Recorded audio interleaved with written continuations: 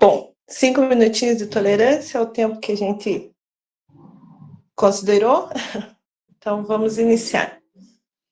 Para quem não me conhece, acho que aqui todo mundo me conhece, meu nome é Flávia, eu estou na Associação Canyons Paulistas desde a sua fundação em 2021. É um grupo, um coletivo incrível que conta com pessoas incríveis. Eu tenho muito orgulho de fazer parte desse grupo. Nós trabalhamos frente de cultura, meio ambiente, espaço público, e eu estou muito feliz hoje de poder ouvir o Luiz de novo, o Luiz que já esteve aqui em Tararé com a gente em 2 oportunidades, uma presencial antes da pandemia e da outra vez online por conta da pandemia mesmo, para dividir com nós os saberes, os conhecimentos, tudo que ele tem de bom para nos trazer. E hoje a Vitória vai ficar na mediação para auxiliar na parte da organização, de perguntas e tudo mais. E, assim, uma felicidade imensa para nós, Luísa. Nossa máxima gratidão e máximo respeito a você. Vou passar para a Vitória e daí já iniciamos. Obrigada, Flávia. Boa noite, pessoal. Eu sou a Vitória. Eu estou aqui na Canyons desde o finalzinho do ano passado. Eu entrei, assim, e foi muito legal sempre estar aqui na associação. É um lugar que a gente pode trabalhar, a gente trabalha em diversas frentes, principalmente ali o meio ambiente, a cultura e o espaço físico, né, que nem a Flávia falou. E a gente teve a ideia de trazer, né, o contato, assim, com a cultura originária para a gente para poder entender, né, e conhecer e acabar entendendo melhor e possibilitando a preservação. Então, eu vou fazer a mediação aqui dessa conversa com o Luiz. Eu queria agradecer a todo mundo que está aqui, principalmente o Luiz e todos os presentes. Eu queria deixar uns avisos aqui. Se vocês tiverem perguntas, se tiverem dúvidas, a gente pode abrir o chat, né, para vocês mandarem as perguntas, ou de repente até trocar uma ideia mesmo. Eu só peço, se vocês quiserem conversar falar alguma coisa, algum comentário, levanta a mão, e aí a gente prossegue, né, com as perguntas. E é isso, pessoal. Eu vou passar a palavra para o Luiz, e fique à vontade. Boa noite a todos, mais uma vez agradeço pelo convite, a oportunidade de estar aqui para a gente conversar um pouquinho mais. Nesse Abril Indígena, né, a gente ter a oportunidade de falar um pouco mais sobre os povos originários, e é impossível a gente falar desse tema sem estar falando também sobre planeta, sobre preservação, sobre ambiente, né? Então, fico muito contente de estar conversando com vocês aqui nessa data de hoje. Bom, pessoal, eu sou o Luiz Cariboca, sou indígena do povo Cariboca, sou cofundador do nosso Núcleo Cultural de Tradições Ancestrais Cabana de Jurema, que fica aqui na cidade de Itapetininga, interior sul do estado de São Paulo. Dentre outras atividades nas artes, né, nas artes visuais, mais especificamente, também sou pesquisador independente de história indígena, história e tradição indígena. Mais especificamente, da origem do homem nas Américas e da escravidão indígena no Brasil. E eu queria começar essa nossa conversa, esse nosso bate-papo, falando um pouco mais sobre o meu povo, as origens do meu povo, e explicando um pouco mais para vocês o que se trata a minha etnia, né? O povo cariboca, ele é um povo miscigenado, ou seja, ele é constituído por diferentes outras etnias indígenas e também africanas aqui no Brasil. A nossa etnia, ela surge oriunda da escravidão. No período escravagista aqui no Brasil, pouco se fala, porém, os indígenas foram cativos e foram escravizados aqui no território brasileiro, inclusive alguns anos antes da chegada dos primeiros cativos africanos no território brasileiro. E ao contrário do que dizem na nossa história colonial, a abolição não foi precoce. A abolição indígena na escravidão não foi precoce. E a partir daí, nesse contexto de quilombo, nasce a primeira cultura 100% brasileira, que é a cultura cariboca, a cultura carimbó. Muitas palavras e muitas terminologias acabam trazendo para o mesmo ponto. Carijó, em algumas regiões, a catimbó, a cultura catimbó, a cultura carimbó do Pará, e os caribocas, vêm ali do mesmo berço, da mesma formação étnica e cultural, né? Em contexto de senzala, em primeiro momento, e após isso em contexto de quilombo, onde os povos indígenas, juntamente com os povos que vieram de África, trazidos ao Brasil, passam a miscigenar suas culturas como forma de resistência, de preservação cultural, étnica. E a partir desse momento, nasce no Brasil, no território que hoje chamamos de Brasil, a primeira cultura 100% brasileira, que é a cultura carimbó. Parte da minha família, da minha ascendência, é Runicuí, ou também conhecido como o povo Kaxinawá, que é um povo originário no estado do Acre. Parte da população no estado do Acre, território brasileiro, parte da população em território peruano. Dentre as crendices dos povos amazônicos, foram um dos primeiros povos a popularem essa região que hoje a gente chama de Brasil, nosso extremo amazônico brasileiro. Durante ali o período da escravidão, muitas coisas, muitos fenômenos políticos, sociais estavam à tona, né, nesse Brasil colônia. Durante a perseguição dos indígenas, a fim de capturá-los, dentre outras coisas, para a finalidade da mão de obra escrava aqui no Brasil colônia, ocorre um fenômeno cultural que a gente chama de carreiros, onde os indígenas, em busca de novos horizontes e fugindo da escravatura, acabam circulando por todo o Brasil, criando ali uma diáspora indígena no nosso território brasileiro.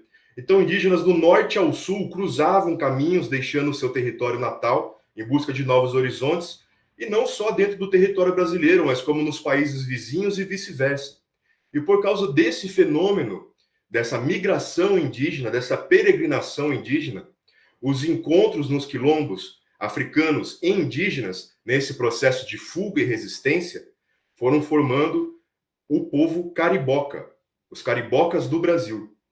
Gostamos até, inclusive, de chamar de caribocas do Brasil, porque esse fenômeno cariboca não acontece só no Brasil, e sim, como eu disse, também nos nossos países irmãos, nas nossas matas vizinhas da América do Sul, da América Central, inclusive da América do Norte também, onde tiveram esse contato da miscigenação cultural entre os povos originários africanos que vieram cativos para o Brasil, com os povos originários que já viviam aqui em Pindorama, né, que é uma palavra no dialeto do tronco linguístico tupi, denominada para se referir ao que a gente chama de Brasil, esse país que a gente chama de Brasil.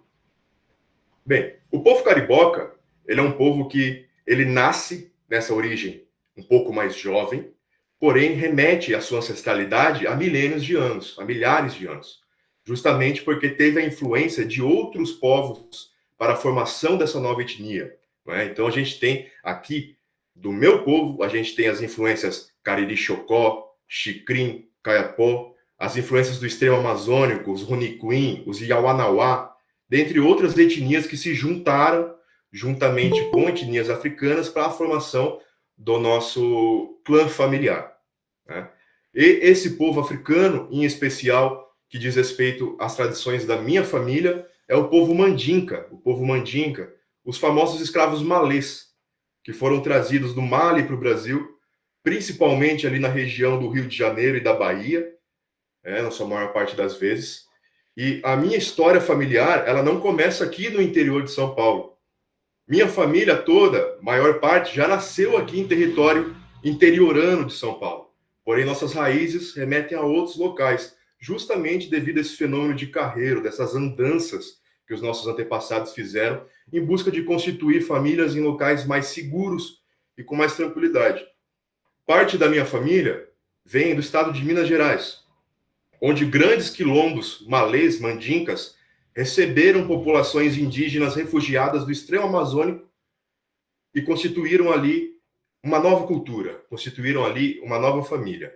Essa junção do extremo amazônico, dos Runicuim, dos Xicrim, dos Yawanawá, com o povo malê, com o povo mandinka, eis a origem do povo cariboca, do nosso clã familiar.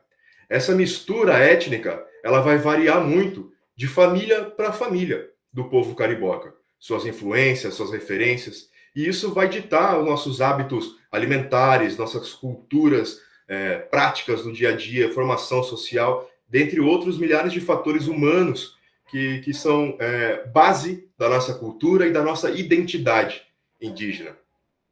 E é importante a gente falar um pouco mais sobre isso também, dessa questão que, principalmente com esse lembrete que o Dia dos Povos Originários e o mês de abril nos traz, é relembrar que cada oportunidade que nós temos de falar um pouco mais sobre nossa cultura, é importante que deixemos um pouco de lado o romantismo, o folclore, para lembrar que são sinônimos de resistência. Dias como o Dia dos Povos Originários, um mês como o mês de abril, abril indígena, só nos lembra da nossa luta, da nossa resistência. E também, e por que não, das atrocidades e das dores que já passamos. É importante relembrar desse momento, é importante lembrar que vivemos em um país racista, um país genocida, e o quão difícil foi, e continua sendo, para as vozes indígenas poderem ecoar nas conversas, nos espaços.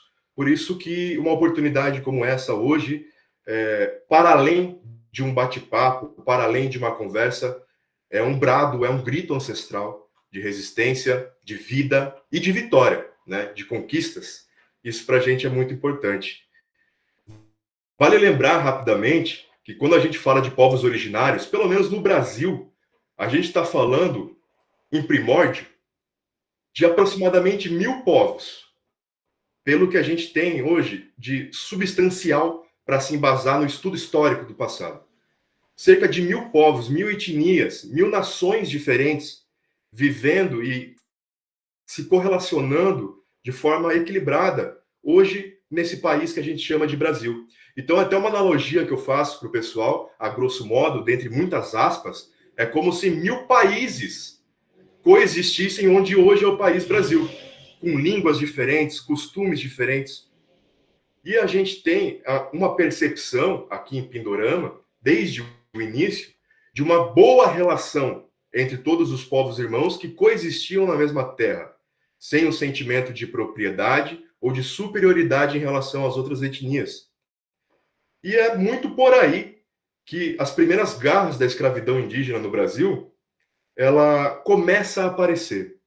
Quando a gente recebe em território brasileiro pela primeira vez os colonizadores portugueses que vieram para cá, claro que historicamente a gente tem aí relatos e estudos de muitos outros povos e nações que já pisaram em território americano, mas voltando para a história brasileira, daquela que a gente encontra nos livros didáticos, a primeira vez que os portugueses chegaram para cá, eles não encontraram oposição logo de cara.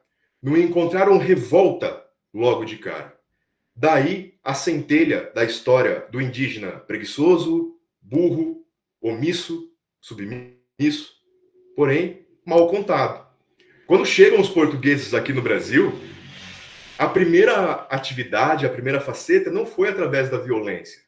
Afinal de contas, para os indígenas de primeiro contato que aqui viviam, era apenas mais um povo, dentre os outros 1.000 que já existiam aqui, que poderiam sim se estabelecer e correlacionar aqui no nosso território Pindorama.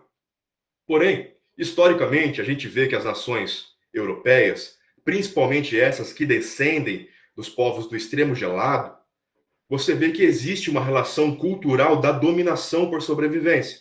Não é? Numa analogia muito, muito superficial, a gente entende que no gelado europeu, os recursos são muito limitados. Né? Você vem de uma tradição ancestral onde o cultivo já é muito pouco estudado, a criação de animais já é muito limitada. Então, a disputa por recurso, por terra, por espaço, vem historicamente implantada no subconsciente e no consciente prático dessa civilização, que já vem no território brasileiro desde o início com a ideia da colonização, com a ideia da exploração, com a ideia da dominação e não a ideia da divisão. E a partir daí a gente começa a ver outras artimanhas que foram ocorrendo e foram trazendo a escravidão para os povos indígenas no Brasil. Não é? Questões de credo, religiosidade, questões raciais, questões higiênicas. Muito disso foi o que ajudou para que grande parte dos indígenas acabasse sucumbindo ou sendo absorvidos pela cultura colonial. Então é importante a gente lembrar que os indígenas no Brasil, apesar de hoje, até os tempos atuais, desde das últimas pesquisas, ainda restarem e permanecerem cerca de 300 etnias em território brasileiro, daquelas 1000 que já existiram em algum dia, essas 300 que existem, boa parte delas vivem hoje culturas reaprendidas e replanejadas. Assim como nós caribocas também reaprendemos a viver, renascemos outra vez, pois nossas línguas originárias, nossos costumes originários foram tomados e subtraídos de nós, a ponto de não existir mais nenhuma forma de resgatar certos conhecimentos, a não ser pelos mais velhos, a não ser pela preservação do ambiente, que através dela, a preservação da existência dos povos originários. Então é muito bacana a gente falar um pouco sobre povos originários e sempre lembrando dessa relação estreita e visceral entre os povos originários do Brasil e o planeta Terra e a natureza. Não existe povo originário sem mata em pé, e não existe mata em pé sem povo originário. Essa é a grande verdade. Todos os biomas brasileiros que nós conhecemos hoje foram cultivados e manejados com a ajuda e participação dos povos originários que viviam naquelas regiões. Então, a relação entre a existência, a vida de um indígena com a existência e vida da floresta, ela é muito mais íntima do que parece ser. Floresta não é apenas espaço, alimento e moradia. A biologia da mata, dos animais e dos seres indígenas se relacionam. Para nós, caripocas, mais um exemplo, não existe uma diferença entre a existência animal, a existência vegetal e a existência humana. Não existe nenhuma diferença, senão morfológica, senão genética, senão de aparência, de estilo de vida, mas a essência é uma só existência. Para nós, os caribocas, dentro da nossa fé, nós cremos, dentre muitas tradições, nos encantados. Quem são os encantados? Os encantados, de forma muito simples, para os caribocas, são os espíritos da natureza. E quando chamamos de espíritos, não é só numa visão mística, não é só numa visão esotérica, mas também numa visão física, química, energética. Nossa ciência estelar é resumida através dessa palavra encantaria. Os encantados são os espíritos da natureza, assim como nós, seres humanos.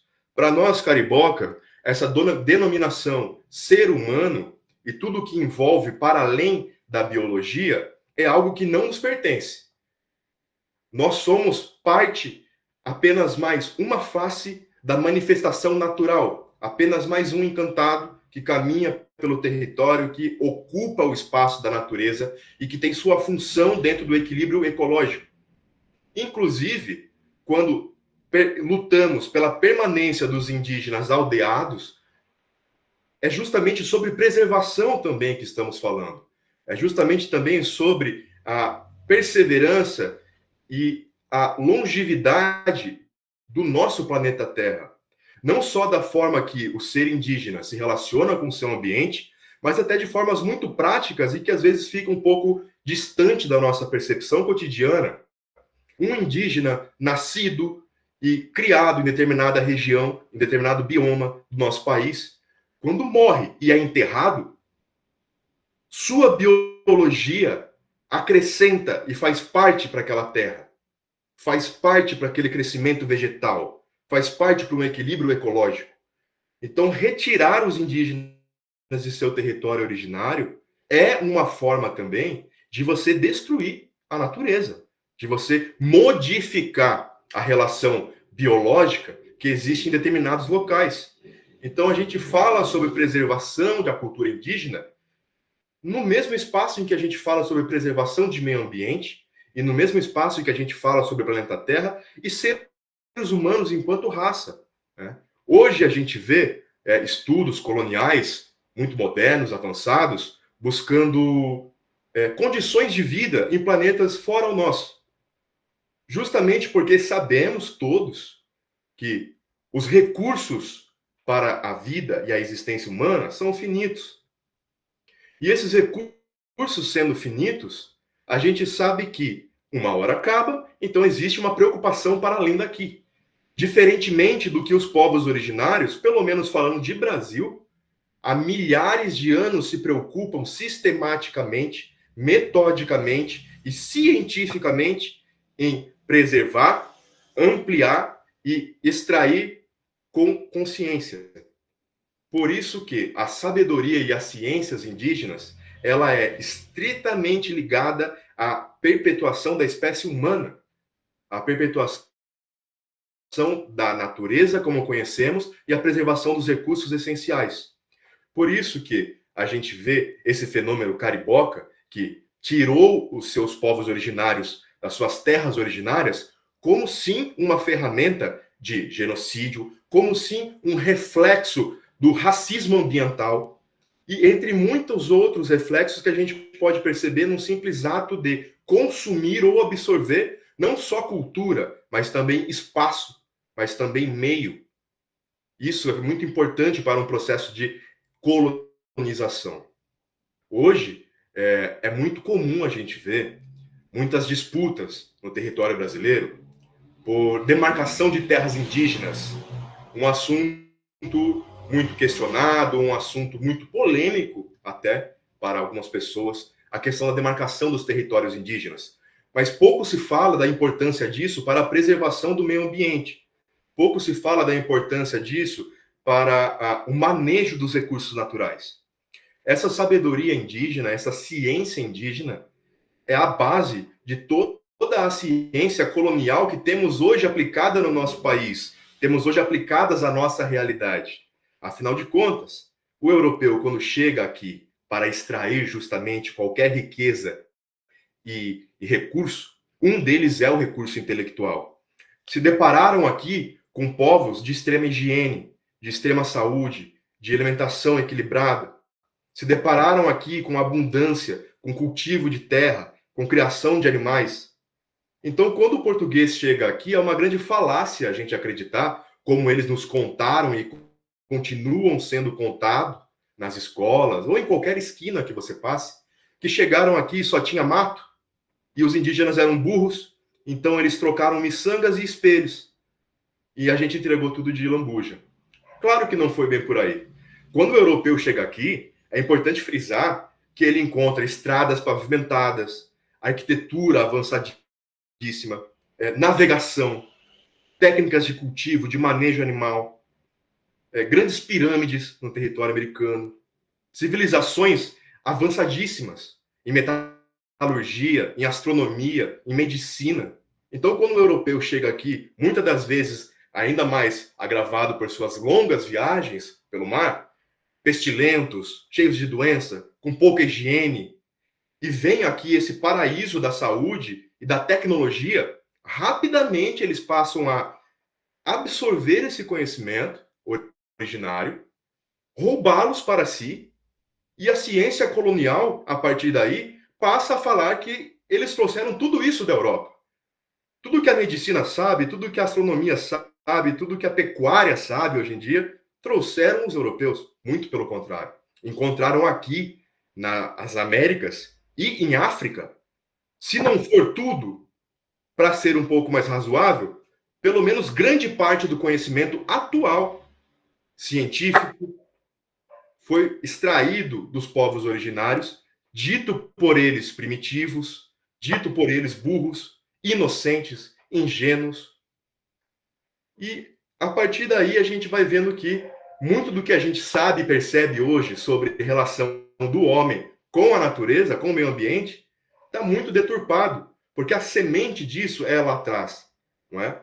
É uma fala muito recorrente, inclusive Krenak diz muito isso, que o futuro é ancestral. E quando a gente quer dizer que o futuro é ancestral, é porque muitas soluções para a vida já existem há milhares de anos.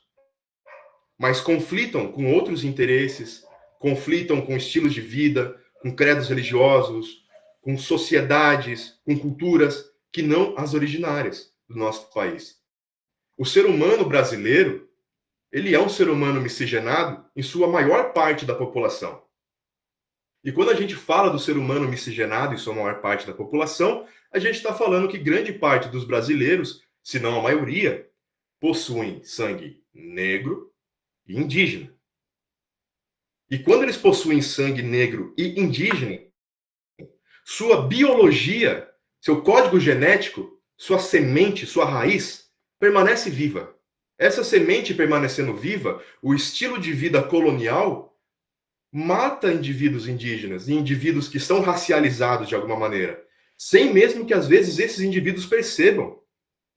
O modo que o sistema colonial induz o caminhar da vida, a quantidade de horas trabalhadas ou as ciências limitadas em áreas de estudo, a forma em que a gente se comunica, a nossa alimentação, a forma em que a gente reconhece e troca com o ambiente ao nosso redor, tudo isso sendo limitado a uma visão colonialista, prejudica vidas, prejudica saúdes, doenças materiais acabam aparecendo, grandes maus psicológicos, emocionais acabam tomando conta da população cada vez mais, que só vão lembrar dessa questão lá atrás, em última instância.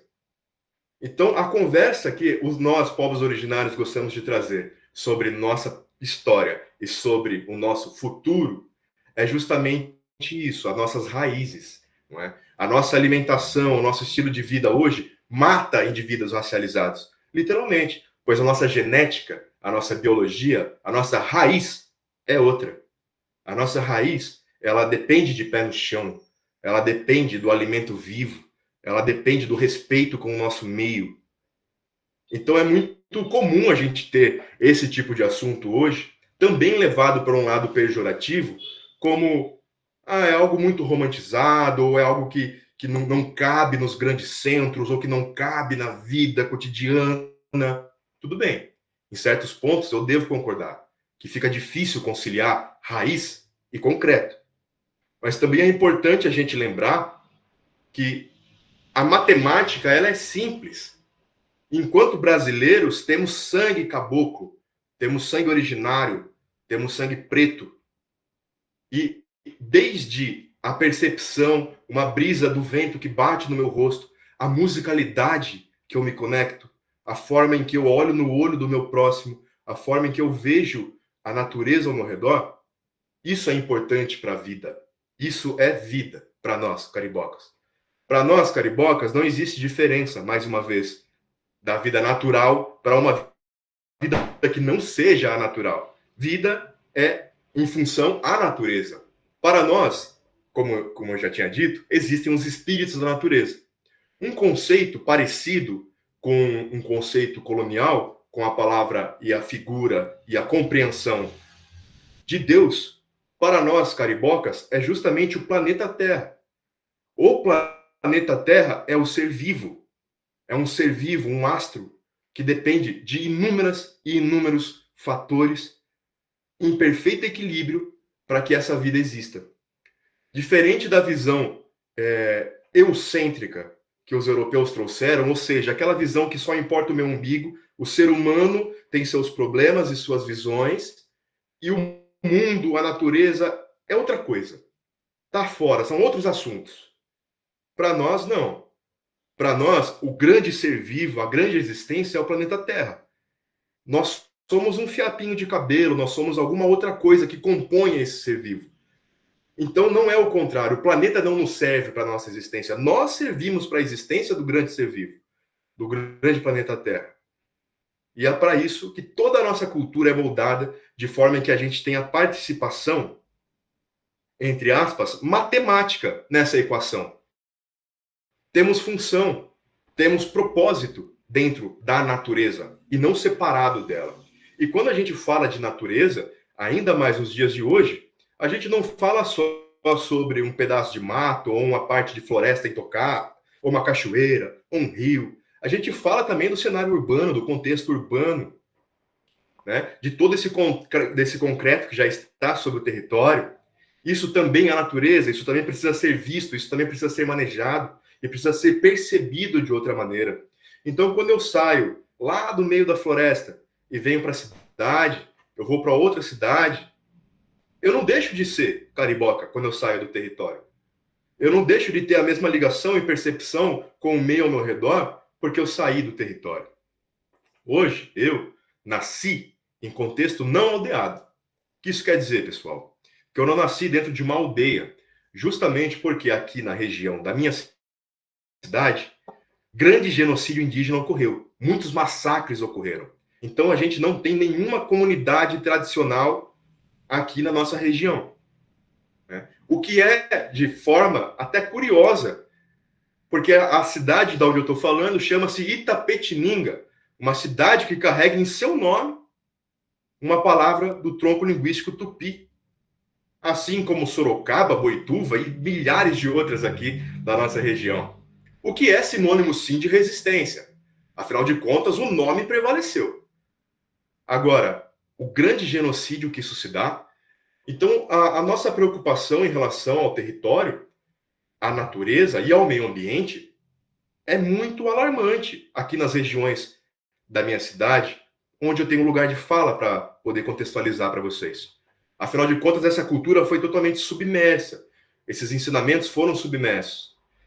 E aonde é que foram parar esses indígenas? Os que não morreram, os que não fugiram, foram absorvidos pela cultura local. Hoje, permeiam pela cidade, no supermercado, no shopping, e nem sequer se lembram que são indígenas. Que tiveram avós, que falavam língua materna, que tem muita riqueza por detrás.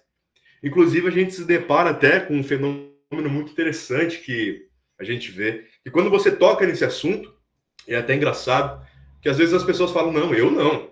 Como se algo fosse ofensivo ser indígena. Não, eu não. Mas, ao mesmo tempo, é muito comum, aqui no interior do estado de São Paulo, a gente ouvir aquela história. Ah, minha avó era bugre, meu avô era bugre, foi caçado no laço. Então, alguma história ou outra permanece. O que a gente não se atenta é que, de repente, essa avó que foi bugre e caçada no laço, na verdade, ela foi sequestrada e estuprada. E, através desse processo de violência, a cultura dela foi apagada, a tua cultura familiar foi apagado, foi absorvido. E quando a gente tem esse fenômeno acontecendo, é claro que a gente vai ter problemas ambientais, é claro que a gente vai ter problema de relação da existência humana com o seu meio. E é por isso que a gente fala de cidades interioranas, que ainda existem fragmentos de floresta em pé, que ainda existem recursos naturais muito bonitos. A gente ainda assim percebe que a grande discussão, na sua maior parte das vezes, de se atentar para o planeta Terra, está fora daqui. Está em grandes centros urbanos, está dentro das academias. Aqui no interior, onde a gente se depara ainda com essa cultura de pitar tabaco na palha de milho, a gente nem sequer se lembra que isso é ancestral. A gente nem sequer se lembra que isso é a cultura viva do nosso povo. Porque essa linha tênue entre o orgulho e a vergonha de ser caipira, ela é muito sutil. E quando a gente percebe que a nossa cultura interiorana, diferentemente do que a gente aprende, ela não é basicamente tropeirismo. Ela não é basicamente caminhos do sul. Muita história ocorreu aqui, milhares de anos ocorreram aqui. A nossa cultura caipira, ela é afro-indígena. Mente quem diz que não, entende? Então é importante a gente ter esse resgate da memória ancestral para que a gente tenha percepção de futuro, para que a gente olhe para o nosso meio com um outro olhar, com uma outra perspectiva, que não essa perspectiva eucêntrica de que a gente empurra para debaixo do tapete as questões e falar de preservação é falar de Amazônia, é falar de garimpo apenas ilegal, enfim, ou de questões assim que chamam a atenção midiática. Mas o nosso dia a dia, a relação, a mais simples e a mais fácil, que é de se perceber parte do todo, essa é rarefeita. Essa é difícil de resgatar, é difícil de introduzir dentro da estrutura colonial em que a gente vive. E é justamente por isso que, para nós, povos originários, acaba sendo um pouco redundante, mas não menos importante, discussões isoladas sobre preservação ambiental, sobre preservação de recursos naturais, sobre funcionamento do planeta Terra, isolando a percepção de que falta uma engrenagem, que é o ser humano incluído nessa matemática, o ser humano incluído nessa conta. E é justamente por isso que nossa cultura toda gira em volta desse sentimento, dessa percepção que o planeta Terra é, de alguma maneira, e espero não ser ofensivo para qualquer outro tipo de crença, como o nosso, entre aspas, Deus. Porque é a proveniência da vida, é a base da vida. Para além, para as estrelas, nos interessa muito, mas não é o nosso foco principal. O foco principal é esse astro-mãe, é o planeta Terra, onde nós estamos. E a partir daí, nossa relação com os animais, nossa relação com a alimentação e com os recursos e com o meio. Isso eu estou sempre trazendo e apontando novamente, para que a gente entenda que a percepção do meio, para nós caribocas, é o primeiro passo para a preservação. Quando eu acordo de manhã, mesmo que dentro de um grande centro urbano, no prédio mais alto da cidade maior que tiver, o primeiro respirar, eu estou trazendo o meio para dentro e trazendo eu para o meio, para o centro. O oxigênio que permeia todos nós, as nossas trocas energéticas, os nossos átomos que circulam por aí, isso é o meio. Esse é o meio que vivemos. E esse meio depende de cultivo, depende de manejo. Para isso, cada peça de uma grande engrenagem precisa estar no seu devido local. Eu, por exemplo, ou o povo cariboca, temos uma dieta muito específica. Nem todo cariboca come carne, por exemplo, ou pratica a caça. Eu sou vegetariano, não praticamos a caça. Temos um outro conceito de criação animal, mas também entendemos que outras culturas, outras formas de enxergar a alimentação e a relação do homem com o meio não se faz menos nem mais inteligentes ou propícias ou vantajosas. Acreditamos, inclusive, que se existe ancestralmente a cultura da caça, a cultura da exploração da natureza, sempre houve, faz parte desse todo, faz parte do progresso da nossa existência. A consciência é que é o ponto. A forma como a gente percebe e se percebe no planeta é o que vai definir a forma que eu vou utilizá-lo, a forma em que eu vou vê-lo, a forma em que eu vou pisá-lo. Para nós, por exemplo, caribocas, a gente acredita que o ser humano ele é parente, primo dos animais e das árvores. Porque somos todos, e é um grande ponto, lembrando do planeta, sua essência, somos todos pó de estrela, somos todos água, terra, fogo e ar. Então somos todos feitos da mesma matéria.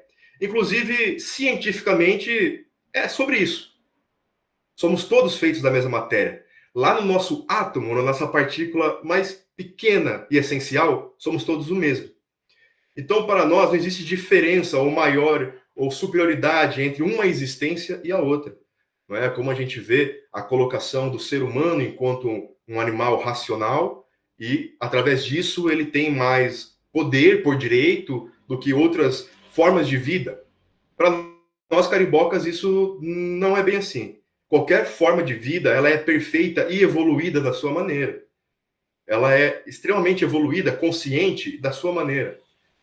Então, acreditamos que nossos ancestrais são animais, são plantas. Somos divididos em clãs. O clã da onça pintada e o clã da onça parda. Que é um pouco da nossa história, da nossa mitologia, dentre muitas aspas, mais uma vez, porque não encaramos isso como um mito, apesar também de não interpretarmos de tudo de forma literal. Mas acreditamos que fazemos parte da mesma essência, da mesma construção.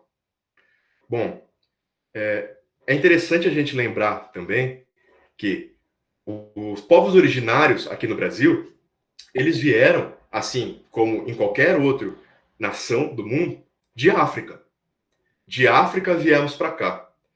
Alguns anos atrás, a gente ainda acreditava que os povos indígenas no Brasil eram muito recentes, Os seres humanos no Brasil eram muito recentes, vindos ali daquela região da Mongólia, da Sibéria, atravessando o Estreito de Bering e chegando na América.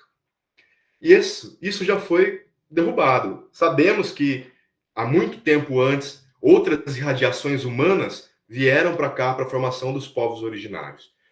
E, inclusive, a ciência colonial, ela afirma hoje cerca ali de 15 a 20 mil anos de história humana nas Américas. Se for ali comparar alguns estudos, dá um pouco mais, um pouco menos. Para a nossa ciência tradicional, originária, estamos aqui há muito mais tempo. E hoje em dia, a ciência colonial ela já vem trabalhando descobertas de civilizações humanas mais antigas do que a gente pensava que pudesse existir, não é? Principalmente na Amazônia sul-americana, não é? Então a gente tem essa irradiação humana primeiro africana para cá. Nós acreditamos que se fosse para traduzir em números, em datas, aproximadamente mais de 30 mil anos, pelo menos, de existência de seres humanos cultivando e manejando o meio ao seu redor aqui nas Américas. Então, a gente tem 30 mil anos de cultivo das nossas farmácias naturais, das nossas florestas, da preservação dos nossos recursos, do avanço das nossas ciências tradicionais, né? E é muito engraçado quando a gente fala isso, porque muitos pesquisadores, cientistas coloniais, e quando eu digo colonial, aqueles que falam para fora da percepção originária. Essa ciência colonial, a mesma ciência que admite e se orgulha, muitas das vezes, pesquisadores europeus, dos seus antepassados desbravadores, vikings, que já dominavam os mares, desacreditam que os africanos pudessem ter vindo para o Brasil há tantos milênios atrás. E nasce aquele questionamento: como os africanos vieram com canoas rudimentares, atravessaram o oceano para chegar aqui? O ponto é, nunca foram canoas rudimentares. É difícil você ver um pesquisador fora da Latinoamérica acreditar que o preto tinha capacidade de navegação e de locomoção tão avançada milhares de anos antes desses mesmos antepassados desbravadores europeus que eles tiveram. Então a gente vê que muito do que se trata sobre história e permanência e resiliência dos povos originários do Brasil é sim ofuscado por um racismo estruturante e estrutural que permeia a nossa sociedade, né? E é justamente através daí que a gente vai, hoje em dia, formular termos como racismo ambiental, por exemplo, que é um ponto que é muito pertinente da gente entender como as visões racistas, elas impedem ou até mesmo sucumbem o meio, sucumbem às dependências dos recursos e, enfim, da natureza de forma geral, como forma também de genocídio, como forma também de manipulação histórica, de manipulação de pensamento, de estilo de vida. E é por isso que a gente vê, desde o início da colonização aqui no Brasil, a história do indígena tão apagada, a história do indígena tão ofuscada, dizimada, pouco se sabe, pouco se ouve falar, porque a percepção da boa relação do indivíduo, do ser humano, com o meio, com o Brasil, isolando um pouco esse funil, é perigoso. É perigoso para uma sociedade onde os recursos naturais em equilíbrio não são interessantes economicamente, não são interessantes, porque a gente sabe que preservação e capital, hoje, são duas coisas muito interligadas. Quem tem recurso tem poder. Quem tem poder, todo o sistema que já está estruturado há 500 anos, há um pouco mais que isso, que a gente conhece. Por isso é tão preocupante uma boa alimentação, por isso é tão preocupante recorrer a recursos naturais, por isso que é muito mais seguro você consumir um fármaco industrial do que você recorrer à sabedoria ancestral de um pajé. Porque você não tem essa percepção de você e o meio. E essa percepção de você e o meio não só te traz pertencimento, te traz poder, te traz... O poder que eu digo é de lugar, de espaço, de ocupação, de existência, mas também te traz liberdade. Te traz essa liberdade de entender seus caminhos, de entender suas escolhas, e isso realmente é um assunto que contribui para que o genocídio cultural dos povos originários continue ocorrendo cada vez mais e mais. Então, hoje, nossa luta pelos povos originários, a luta pelo direito à terra, a luta pelas vidas indígenas, ela não é isolada no defender o indígena em pé, lá na Amazônia, folclórico, fazendo como a gente tem esse costume de perceber. A gente está falando da raça humana, porque somos um só. Para o colonial, o índio famigerado é tudo que a gente sabe, é preguiçoso, é bicho, é burro. Para nós não temos essa mesma percepção. Para nós, mesmo o colono, sendo quem é, sendo quem foi, ainda faz parte da mesma espécie, ainda faz parte do equilíbrio natural. Então, essa sabedoria indígena, ela é e deve ser para todos, para tudo, para qualquer local. E a gente tem essa ideia de que preservar os indígenas e a natureza é apenas o indígena isolado, é o Parque Nacional do Xingu, é o extremo amazônico. Mas hoje a gente sabe que todo o território brasileiro é território indígena. E muitos indígenas que não estão aldeados nesses grandes territórios, eles estão sim espalhados por todo o território brasileiro, nas grandes cidades, nas periferias, na praia, no prédio, no seu condomínio. Esse é a real permanência e ocupação dos povos indígenas. Não é? Muitos desses povos foram tirados à força do seu território, mas nem todos. Muitos deles continuam nas suas terras originárias. As cidades cresceram em volta e engoliram aquelas aldeias, aqueles territórios. Aqui, na nossa cidade, como eu disse, não há nenhum território indígena, nenhuma aldeia indígena, ou nenhum órgão ou comunidade, grupos de pesquisadores. O que há é o nosso centro cultural, fundado há pouco mais de 10 anos, cerca de 12 anos, aqui na cidade de Itapetininga. Itapetininga, região de Sorocaba, contextualizando um pouco para vocês, principalmente a minha cidade, onde eu resido hoje, Itapetininga, já foi um grande núcleo indígena. Vamos chamar assim uma grande metrópole indígena. E esses indígenas foram todos dizimados aqui. Resgatando a história, a gente vai vendo relatos do Brasil Império, cartas, registros documentados de grandes embates, de tropas armadas dizimando os indígenas aqui da região, os indígenas do Tronco Tupi, o grande Império Caigangue, que é o famigerado Bugre. Esse Império Caigangue foi, e até hoje é, o maior em extensão territorial do nosso país. E a gente tem muita riqueza por aqui, pelas nossas cidades do interior paulista. O estado de São Paulo é um estado muito rico em cultura originária, em tradições originárias. Os povos Inca circulavam pelos interiores de São Paulo, fazendo essa troca cultural e também de insumos com esses indígenas que viviam aqui na nossa região. Então, a região sul de São Paulo tem uma ligação muito interessante com o extremo amazônico. E essa ligação é uma ligação um pouco rarefeita, muito difícil da gente achar informação, mas é algo que, resgatando a ancestralidade, pesquisando com os Kaxinawá do estado do Acre, com os Kaxinawá do Peru, a gente vai vendo essa história se mostrar viva novamente.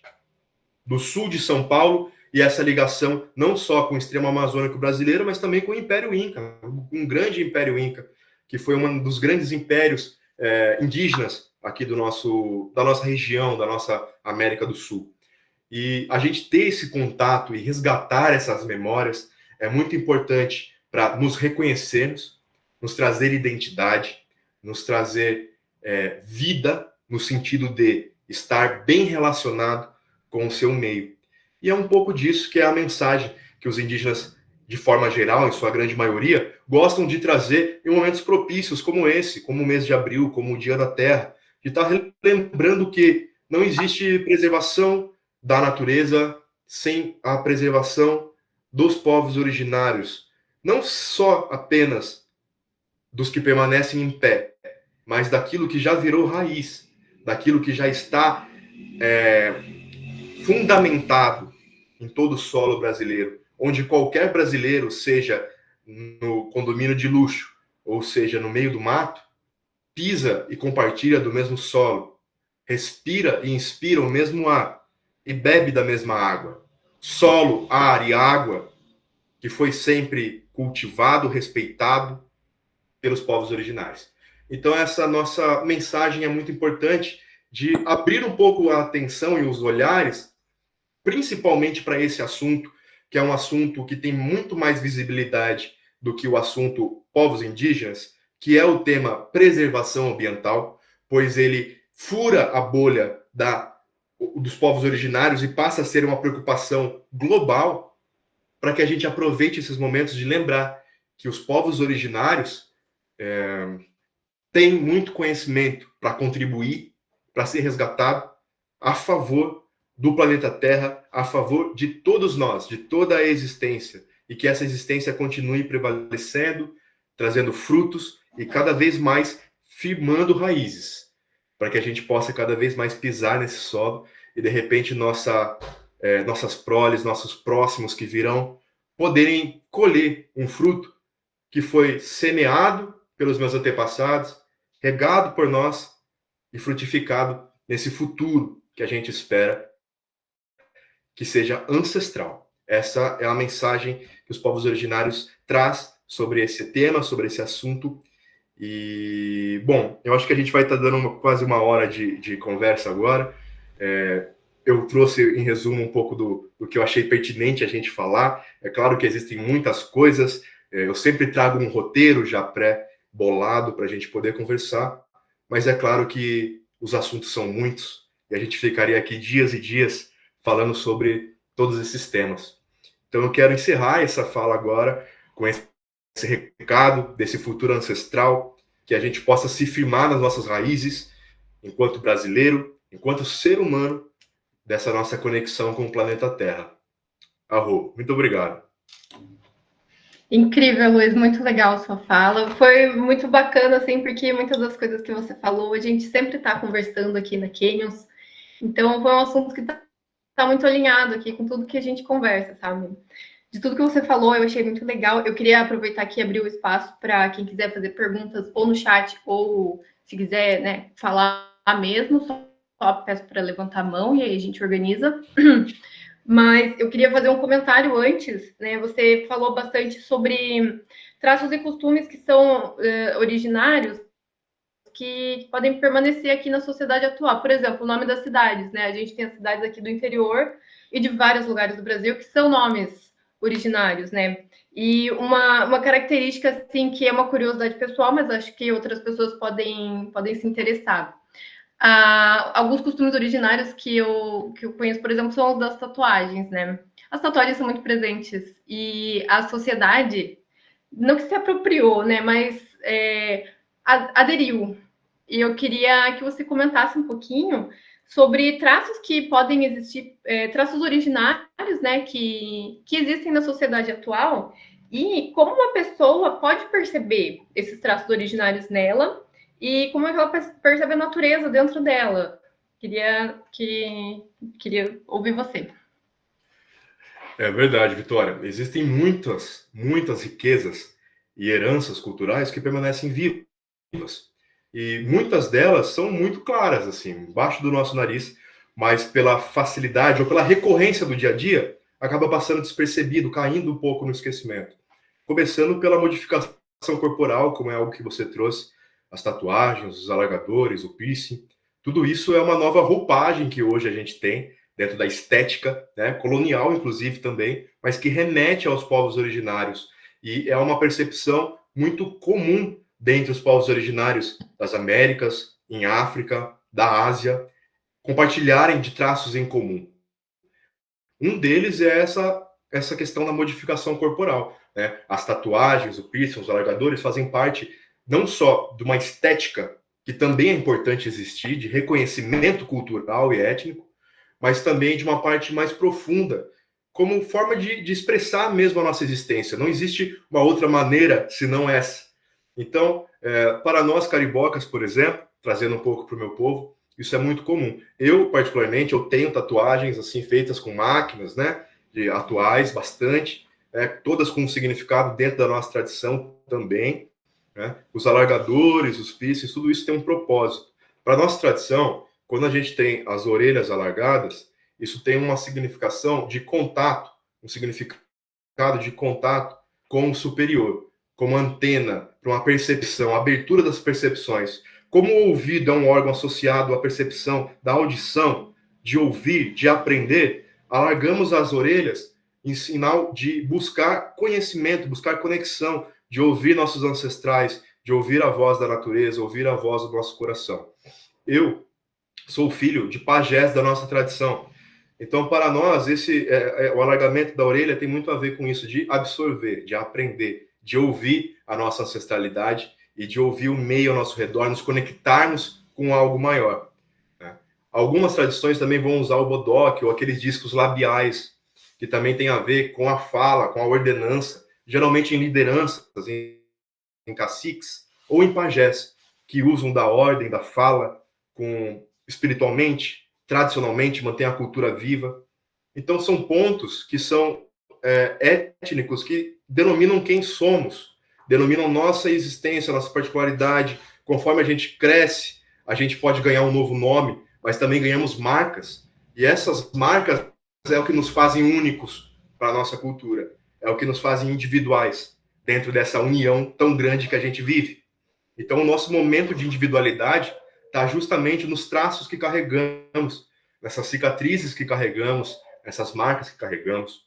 Também tem a ver com resiliência dentre os guerreiros da nossa comunidade, do nosso povo. Resistência à dor também é um sinônimo de mente concentrada. Então, tudo isso tem a ver, tem milhares de propósitos e definições dentro das culturas indígenas, mas está basicamente associado às nossas tradições ancestrais com a nossa espiritualidade natural, a modificação corporal em si. Mas é muito comum a gente perceber outros traços, Vitória, do nosso dia a dia. A gente está falando aí, por exemplo, aqui na minha região tem um tal de bolinho de frango, muito consumido por aqui. Né? É claro que a galinha foi o português quem trouxe, mas a arte de fazer bolinhos à base de milho, modelado com a mão e fritos em imersão, isso é ancestralidade, isso não foi trazido de Portugal para cá. Né? O caldo de cana, tão simples como ele, que qualquer esquina, em qualquer praça, em qualquer feira você acha. Mais uma vez, a cana não veio daqui, mas extrair sumo de plantas para o consumo energético é prática indígena. Então você vai ver a moda de viola caipira, que vai ter influências de musicalidade europeias. A influência da viola é andina, é nossa, é ancestral. Quando você vê um velhinho com chapéu de palha passando na feira, isso é herança da nossa ancestralidade. Então, às vezes, a gente tem esse olhar voltado só para grandes fenômenos como samba, capoeira, mas a gente não acaba percebendo essas pequenas heranças e pequenas riquezas do nosso dia a dia, que são memória viva, e afirmando como nós vivemos numa sociedade afro-indígena, mesmo que digam que não, né? E essa relação que eu diria que a gente pode perceber da natureza em nós, ou dessa conexão, dessa união do todo, eu digo sempre que o fator humano é o que une qualquer ser humano de qualquer sociedade, de qualquer crença, de qualquer posicionamento ideal, de qualquer estilo de vida. Todos temos o fator humano, a fome, a dor de barriga, o sono. E quando a gente tira essa percepção eurocentrista de que é assim mesmo, o ser humano é assim mesmo, e acaba trazendo um olhar para dentro, você vê que você sente fome porque existe uma inteligência biológica ali dentro. Você vê que você tem necessidade de colocar o meio para dentro e também de colocar o de dentro para o meio. Também faz parte. Essa naturalidade da existência humana, o sono bem dormido, um dia trabalhado, o cansaço, pode parecer que é um assunto assim meio que rarefeito, mas para nós não. Isso é o sinônimo da natureza, do indivíduo animal, do indivíduo natural, independente se vive no maior dos palácios construídos pela tecnologia colonial, ainda tem essa necessidade natural. E essa necessidade natural é um ponto que eu sempre trago essa indagação, porque acaba sendo um pouco curioso para quem ouve, mas relembra, e é uma forma de lembrar todos os dias de que você é ancestral, você é natural, você depende de matéria natural, de matéria vegetal, você depende de minerais dentro de você, você depende de respirar. Então, esse lado humano é muito importante valorizar, sim. É importante deixar que as emoções cheguem, é importante deixar a fala fluir, é importante dar risada, é importante amar, é importante brigar, porque isso também acontece. Isso tudo nos relembra que somos naturais. Então, tirando qualquer romantismo, o comer, dormir e usar o banheiro é o que nos lembra que somos naturais e o que pode ajudar a gente a lembrar todo dia um pouquinho da nossa essência ancestral, das nossas raízes, e de repente ajudar a gente a, bom, hoje eu vou comer uma fruta com casca, o corpo agradece. Hoje eu vou andar descalço, o corpo agradece. Então isso é uma forma que a gente tem de, independente do nosso meio, eu sempre brinco assim com o pessoal, independente do nosso meio, de lembrarmos da nossa essência natural, né? Outros tipos de percepção, claro que vão se abrindo, mas a partir do básico você consegue atingir algo mais complexo, eu diria, de percepção. Eu vejo isso também, as pessoas não se percebem, né, como parte da natureza e elas não entendem, não se entendem nesse contexto e não querem preservar, né? Então, é legal que seja feito esse exercício para as pessoas entenderem aonde delas faz parte da natureza, para elas conseguirem entender como elas podem ajudar também, né? Porque vem de dentro a ajuda, né? Tudo que a gente pode fazer vai vir de dentro. Exatamente, exatamente, bem colocado. A Jacira, ela comentou que ela tem ancestralidade tapuia, que é aqui do estado de São Paulo, só que ela não achou muita informação. E ela gostaria de conhecer mais sobre a cultura tapuia. Existem alguns grupos aqui no estado de São Paulo, tem uma associação que eu gostaria de mencionar, eu posso passar, inclusive, de repente, um link para a Flávia, para vocês depois deixar disponível para o pessoal, a Associação Icaquara, que é aqui do estado de São Paulo, que eles têm um trabalho muito interessante justamente para esse tipo de caso, de pessoas indígenas que estão nesse processo de resgate da cultura e da identidade, principalmente aqui no estado de São Paulo, né, atendendo as pessoas do estado de São Paulo. Dentro dessa associação, você pode ter acesso a informações, a documentos, a livros e também a esse suporte com outros indígenas e conseguir encontrar outros tapuias perto de você que também estão, de repente, nessa mesma busca de resgatar memórias e lembranças, tá? Mas realmente, e infelizmente, nem tudo que a gente quer achar a gente consegue com o Google, porque são assuntos, como eu disse, apagados historicamente, mas o conselho que eu dou é buscar a casa, voltar a casa, buscar ancestralidade. E dentro dessa associação, que é uma associação que eu já fiz algumas parcerias, você tem essa facilidade, pois você encontra pessoas na mesma busca que você. Algumas já têm um conhecimento a mais, outros diferentes. Então rola esse intercâmbio e é um suporte muito bacana que acontece aqui no estado de São Paulo para esse resgate da memória dos povos indígenas. Que legal, muito bom que a gente tenha um lugar que possa buscar referências, né? A Joselaine, ela agradeceu por esse momento, né? E eu queria continuar abrindo o espaço para perguntas, e eu queria que, se fosse possível, que você comentasse um pouquinho sobre o que é o Passo do Piabiru e o que ele diz aqui na nossa região, né? Por que a gente fala aqui do Passo do Piabiru?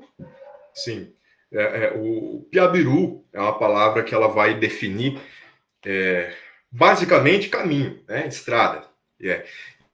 E a gente tem caminhos e estradas, não só o artefato, o sítio histórico Caminho Piabiru, que está ainda sendo desbravado, estudado, mas é sabido pela tradição indígena, pelas nossas histórias, que grandes estradas pavimentadas ligavam todo o território brasileiro aos países vizinhos da América Latina. Então a gente tem caminhos, não só o famigerado Piabiru, mas diversos outros que já foram soterrados, e não existe, de fato, uma preocupação ou até mesmo incentivo para que exista pesquisa, para que se exista trabalho histórico desenvolvidos em cima disso, pesquisa de campo, arqueológicas, né? Então a gente tem muito pouca informação sobre isso. Mas Piabiru, basicamente, é um caminho que liga aos caminhos do Império Inca para o interior do Brasil, para o Brasil. né? E isso remete a muitos, muitos e muitos milênios atrás, quando o povo Kaxinawá chega no Brasil como o primeiro povo a chegar no território onde hoje é o Brasil, né?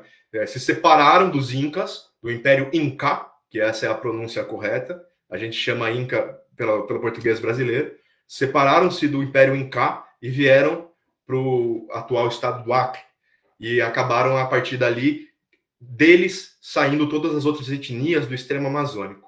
Então, basicamente, o caminho Piabiru é esse caminho que liga os impérios incas para os impérios brasileiros, para essa nova terra de Brasílias aí, né? Para essa nova terra brasileira, para Pindorama. E muitos outros caminhos, isso é importante de ressaltar, muitos outros caminhos existiram e continuam soterrados debaixo dos nossos pés. Esses caminhos pavimentados, grandes estradas, porque, de fato, existiam todo esse trajeto, não só do Império Inca para o Brasil, mas do Brasil para os países irmãos e vizinhos. Então, é importante lembrar, mais uma vez, que o caminho Piabiru ele vem nos ressaltar de que essa história que só havia mato por aqui é mais uma falácia, né? E, inclusive, a cidade de Itapetininga, algumas cidades também muito famosas pelo seu turismo, a região de Minas Gerais, a gente tem essa ligação, né, de túneis, de estradas que ligam cidades a Machu Picchu, que ligam cidades a povoados no Peru, do colonial Inca. Então, isso são... o caminho Piabiru é uma descoberta de uma das grandes estradas, né, que pavimentavam todo o nosso território, fazendo essa ligação, esse transporte de carga, de mercadoria, de pessoas, por todo o território de América do Sul. Então, não existe só o caminho Piabiru, não eram só estradas pavimentadas, e também existiam estradas subterrâneas e rotas marítimas e por rios.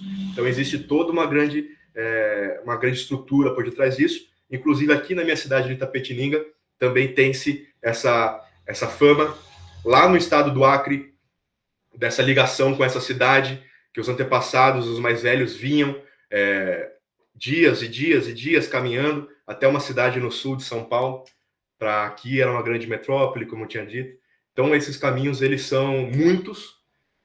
O próprio caminho Piabiru, o trecho que foi descoberto, ele não se trata de uma só estrada, ou seja, ele faz ligação com outros caminhos, né, que são caminhos pavimentados com pedra, inclusive essa ligação com o significado também, inclusive, da cidade de Itapetininga, laje seca, pedra seca, que é o caminho das pedras.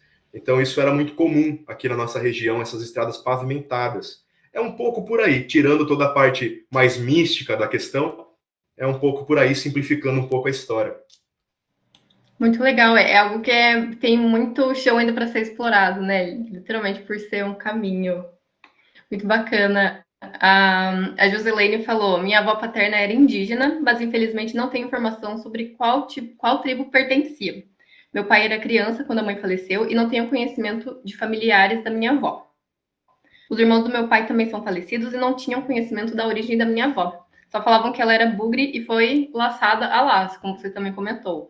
Queria resgatar essa história. Então, todo mundo, né, tem alguma história com a tradição originária, com os povos originários, né? Sim, sim. Isso é muito comum. É importante sempre lembrar que toda a nossa ancestralidade, ela permanece viva em nós. Inclusive de forma literal, porque o mesmo solo onde enterramos, sepultamos nossos mais velhos, é o solo que frutifica e enraiza os alimentos que vamos ingerir para continuarmos vivos. Então, a nossa ancestralidade permanece viva em nós, né? E isso é muito comum, infelizmente, para todos os povos originários, esse apagamento, né, familiar, porque para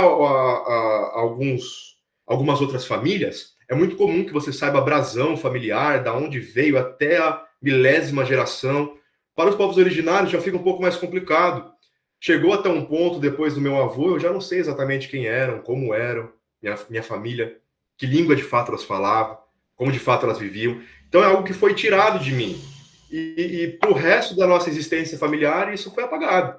Nós não sabemos mais, depois de certo momento familiar, quem foi. Nossos bisavós, nossos trisavós, nossos tataravós. É uma dor que nós temos. Mas nos motiva a gritar por eles, a caminhar o espaço que eles abriram, como forma de homenagem a essa resistência, a essa luta.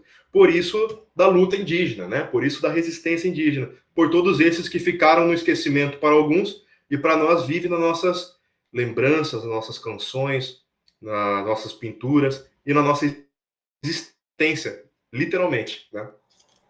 E vai ser justamente a existência que vai manter essa cultura viva e perpetuar ela para poder, primeiro, ensinar as pessoas, né, que ainda não têm essa percepção e manter ela viva, né? Exatamente, exatamente. É isso, pessoal. Se vocês tiverem perguntas ou comentários e quiserem, né, aqui a gente tem mais uns minutinhos que a gente pode conversar, trocar uma ideia, aproveitar essa oportunidade que a gente está tendo com o Luiz, né? E queria agradecer mais uma vez também, Luiz. Foi muito legal essa conversa que a gente teve. Eu me senti super identificada assim, com muitas coisas que você falou, inclusive sobre hábitos, né? Eu também sou vegetariana e eu vejo que esse traço assim do equilíbrio com a natureza, né, é comum do ser humano de encontrar o melhor para si e estar, né, nesse equilíbrio. Sim, é essa essência que nos unifica, né? Esse é a mensagem do povo cariboca. Estamos todos unidos na mesma essência. E vai ser essa união que a gente quer perpetuar aqui, quer trazer. Mas é isso, eu vou encerrar aqui, pelo menos, né, da minha parte. Queria agradecer a todo mundo pela presença. A Flávia, se ela quiser fazer um encerramento, falar alguma palavrinha. Então, tá aqui, eu passo a palavra. Fiquem à vontade também, pessoal, para falar, para perguntar, para interagir. A gente ainda tem mais uns minutinhos. Eu sou suspeita para falar, porque desde a primeira vez que eu ouvi, né, o Luiz, para mim foi uma coisa que me atravessou, assim, né, nesse formato de atravessar fisicamente mesmo, por conta desse lugar que a gente traz como existência, né? Então, eu só tenho a agradecer a aula que a gente teve hoje. Fala, Jacira. Impactadas. Boa noite a todos. O Luiz é uma enciclopédia indígena para nós, né? Eu só queria saber dele sobre o Ministério Indígena, né? O que a ministra tem feito, o positivo ou o negativo, como que vocês estão enxergando a atuação da ministra com vocês? Então, justamente é um ponto que está sendo bastante comentado, né? A gente veio também aí recentemente do acampamento Terra Livre, a sua 21ª edição, um acampamento que ocorre em Brasília, manifestações indígenas, tendo a oportunidade pela primeira vez de ter um ministério voltado às preocupações da população das comunidades originárias.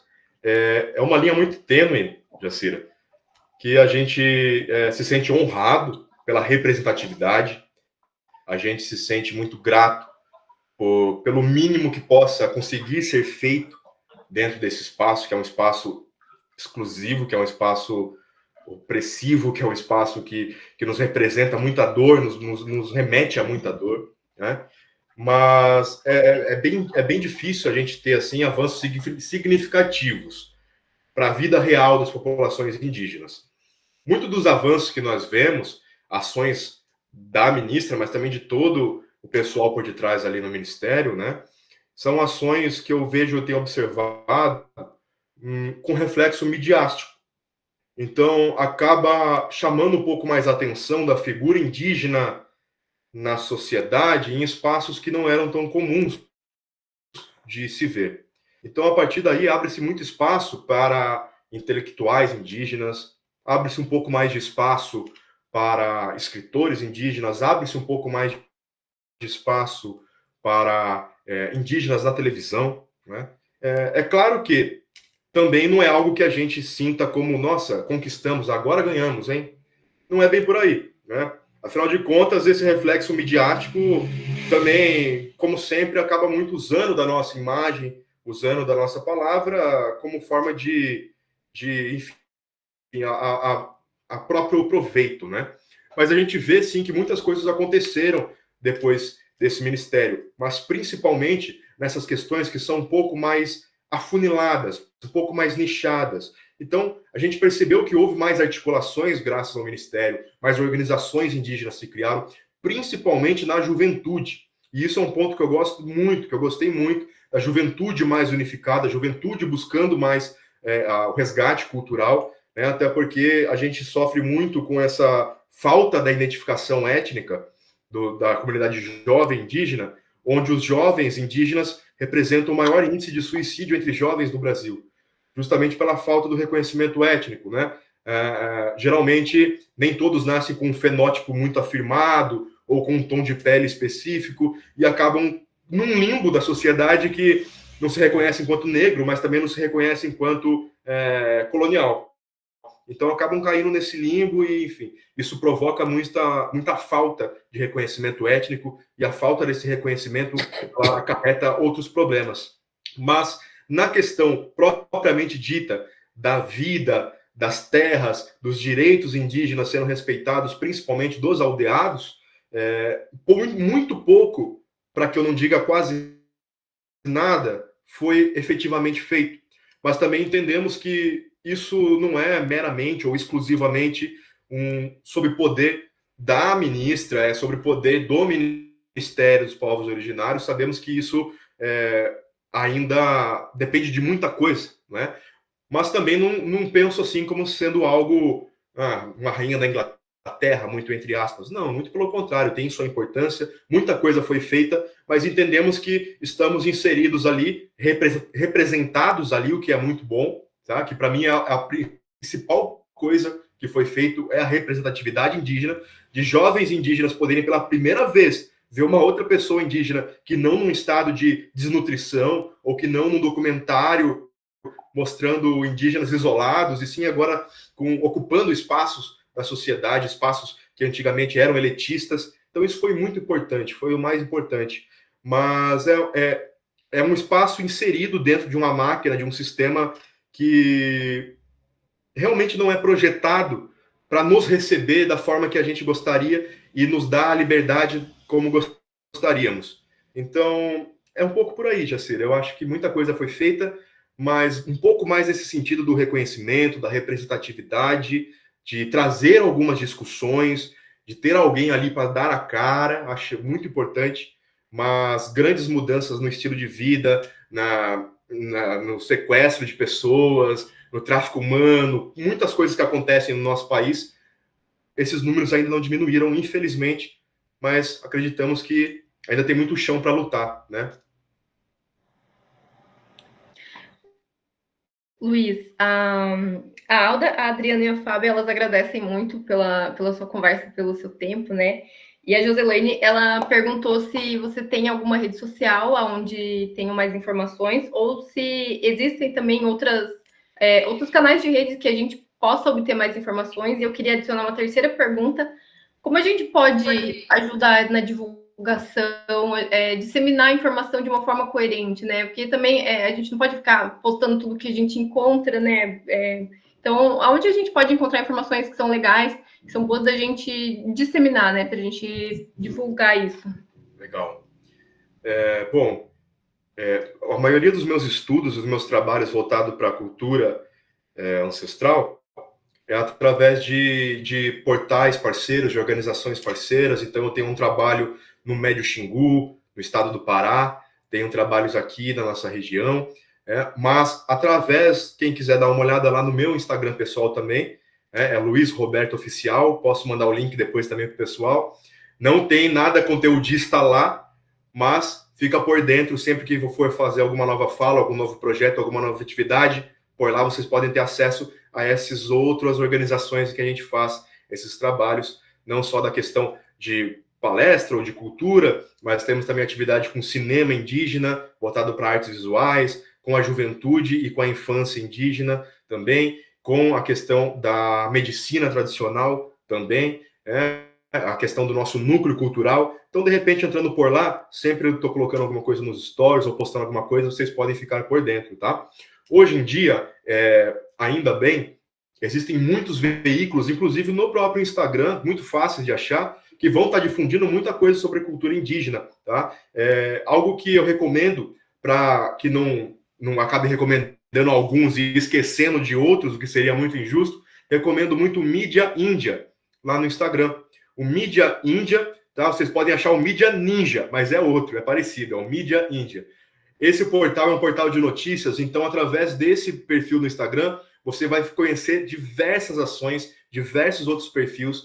Dá uma rolada no feed deles, que vocês vão encontrar muita informação, muitos outros perfis que trabalham com cultura, com um propósito indígena. Então é um hub onde através desse perfil vocês vão ter acesso a conhecer muitos outros. Então através do Mídia Índia vocês vão ter ali bastante oportunidade de conhecer muitos formadores de opinião, muitos estudiosos, recomendação de leitura, musicalidade, artes, cultura. Fica a minha recomendação. Muito obrigada pela recomendação. A gente tem 4 minutinhos aqui, então se alguém tiver uma pergunta final, algum comentário, deixa o espaço aberto. E é isso, pessoal. Eu estou muito feliz aqui com essa conversa que a gente pôde ter. É uma oportunidade assim que a gente está tendo e espero que isso abra portas para oportunidades futuras e conversas futuras também, né? Também fico muito grato. Inclusive, agradecer mais uma vez, aproveitando esse minutinho final, a todos vocês que estão presentes. Para mim é uma alegria muito grande poder falar sobre esse tipo de assunto, né? É sempre maravilhoso e muito oportuno. Agradecer mais uma vez a todos vocês, ao pessoal aqui da equipe que me recebeu super bem aí, e espero que a gente mantenha contato aí, a gente possa fazer mais coisas juntos em breve, tá bom? Muito obrigado. Muito obrigada, Luiz. A Elisa falou que muitos brasileiros, né, carregam essa ancestralidade e a ancestralidade originária, né? Sem dúvida alguma. Se não a grande maioria, pelo menos a maioria, sim. Isso é importante, essa raiz permanece viva, né? A gente sempre costuma brincar que 90% dos brasileiros carregam sangue indígena na veia e outros 10% nas mãos. Mas, de alguma forma, todos carregam esse sangue e essa história. Isso é verdade. É isso, pessoal. Eu agradeço aqui pela presença. A gente vai encerrar aqui essa conversa. Muito obrigada a todos por estarem aqui e desejo uma excelente noite, uma excelente semana para vocês. Obrigado, pessoal. Muito obrigada. Obrigada.